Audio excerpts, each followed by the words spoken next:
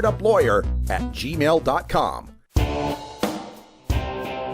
You can't handle the truth. Entirely legitimate topic for debate. You have offended my family. Hey, this is great, man. And you have offended a Shaolin temple. One major responsibility is to encourage people to use less drugs. I know nothing. I support a change in law to end federal criminal penalties for possession of up to 1 ounce of marijuana. We don't need no stinking budget.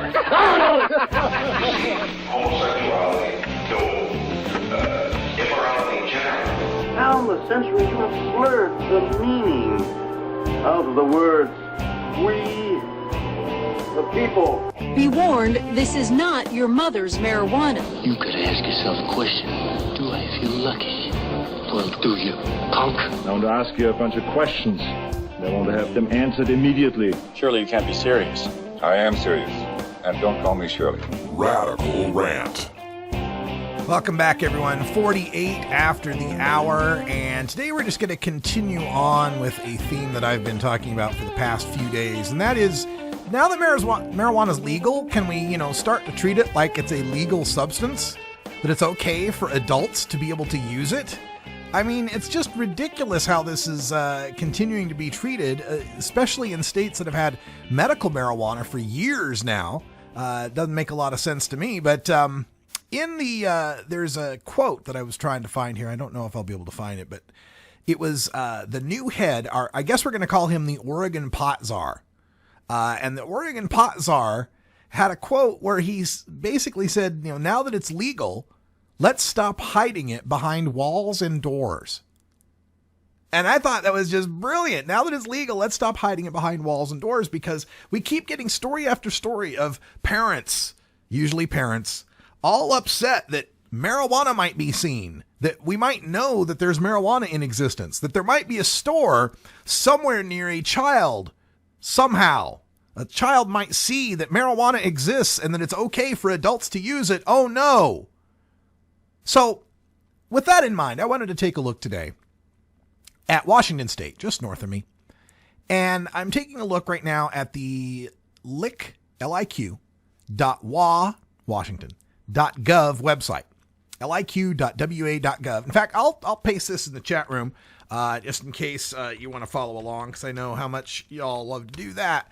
These are their frequently asked questions about I-502 advertising. What is allowed to be advertised? You're an owner of a pot shop. You want to open up a legal pot shop selling a legal product to adults 21 and older. Here are some of the rules you have to abide by. Number one, you only get one sign outside your store. A sign. The sign is limited to 1,600 square inches. So what, 40 inches by 20 inches? Or is that, no, 80 by 20 or 40 by 40, right? So think about a yard. A yard's 36 inches, right? So if you think about a meter, so about a meter square is as big as your sign can be. If it's going to be, it can be outside the business, on the wall. It can be hanging in the windows, limited to a meter square. It may have the licensee's business name or trade name on it. That's it. Russ's Pot Shop. That's it. That's all it can say. As far as advertising goes, advertising and labels on marijuana and marijuana-infused products may not contain any statement or illustration that is false or misleading, promotes overconsumption, or represents that marijuana has curative or therapeutic effects. Yes, in Washington State, if you go into a pot shop, a legal pot shop, and you say something to the effect of, hey, I was interested in buying some marijuana. There's so many strains here. I have trouble sleeping at night. You got anything here that's good for insomnia? They can't tell you.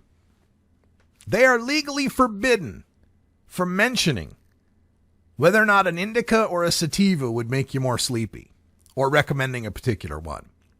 They cannot in any way advertise or display that marijuana has any curative or therapeutic effects. Of course, they can't depict a child or anyone underage in their advertising. That's fine. Can't depict toys, characters, or cartoon characters, anything appealing to children. All right, I'm fine with that. But then, of course, you also cannot advertise, place an advertisement that contains any advertisement for marijuana or marijuana-infused products through any medium whatsoever within 1,000 feet of the perimeter of a school grounds, playground, recreation center or facility, child care center, public park, library, or game arcade, in a public transit vehicle or public transit shelter, or publicly owned or operated property. Can't put up an ad in the bus. No bus ads. Can't be 1,000 feet within any kid in any way, anytime. Libraries, parks, game arcades, rec centers, child care centers. And this is through any medium whatsoever. So you got to figure television advertising is out, because your ad might show on a television that is somewhere within 1,000 feet of a child. Same with radio advertising. This is from their official fact. Television and radio, of course, carry across state lines as well as places where children can see or hear. They don't say not to do it, but they say, kids might see it or hear it. So forget about TV or radio ads. Print ads? Couldn't a newspaper end up near a child? Well, according to the Liquor Control Board, they say although print media such as newspapers are often delivered to locations at or near schools, the Liquor Control Board does not intend to enforce the 1,000-foot buffer for newspaper advertising as long as the advertising does not violate other provisions of I-502. How about internet advertising? How is internet different than the print medium, newspapers and such, right? I'd argue that the internet advertising is actually more restrictive because, the kid could be along with you when you go into the restaurant where they've got the stack of Seattle weeklies that are free for anyone to read. Kid might be able to get to that, but to get to the internet website, well, it depends. Are they going to your website where they have to say they're 21 and older, or are you advertising on just Google AdWords? So, yeah, not only are you limited in where you can advertise, but you really can't advertise. You can't say what the pot does. How about your company vehicle? Could you put the name of your pot shop on your company vehicle? Nope.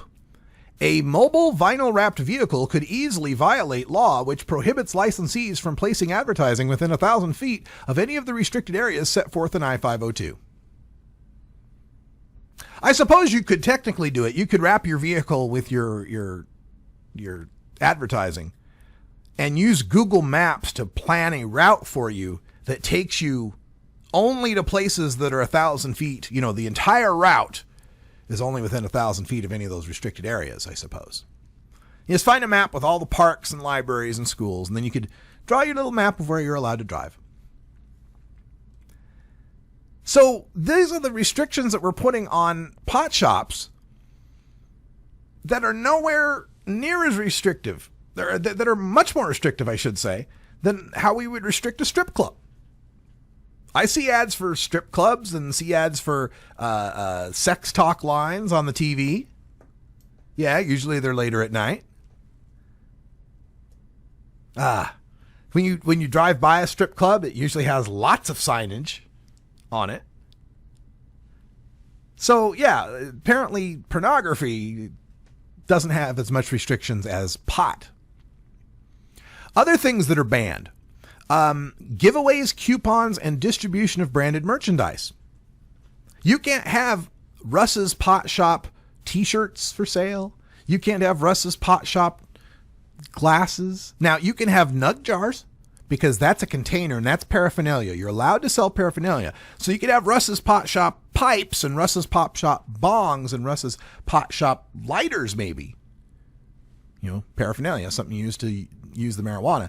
But no t-shirts. Can't sell stickers. No hats. Now you can have a separate business that sells t-shirts, stickers, and hats of Russ's Pot Shop. But Russ's Pot Shop can't sell them. The Russ's Pot Shop store can, but not Russ's Pot Shop. Here's some other stuff. All advertising has to have the following 4 warnings. This product has intoxicating effects and may be habit forming. Marijuana can impair concentration, coordination, and judgment. Do not operate a vehicle or machinery under the influence of this drug. There may be health risks associated with consumption of this product, and for use only by adults 21 and older. Keep out of the reach of children. All right, now on one hand, you might say, well, look, there's a label on a beer that says, pregnant women shouldn't drink it. And there's a label on cigarette pack that has warnings on it. So warnings on pot stuff, maybe that's no big deal. They've got, can I use models, costume characters, and sign twirlers? Yes, but costume characters can't be cartoons that would appeal to children. What else do we got in here? Advertising restrictions. Inserts cannot include coupons. You're not allowed to coupon. You can't advertise at community college or university publications due to a significant portion of that demographic being under the age of 21. So if you're trying to hire young college-age people, you can't advertise in the school newspaper. Can't do that because there's too many freshmen that are 18 years old or something. You can't have delivery trucks with your brand name on it because, again, it might drive near a school at some point. You can't sell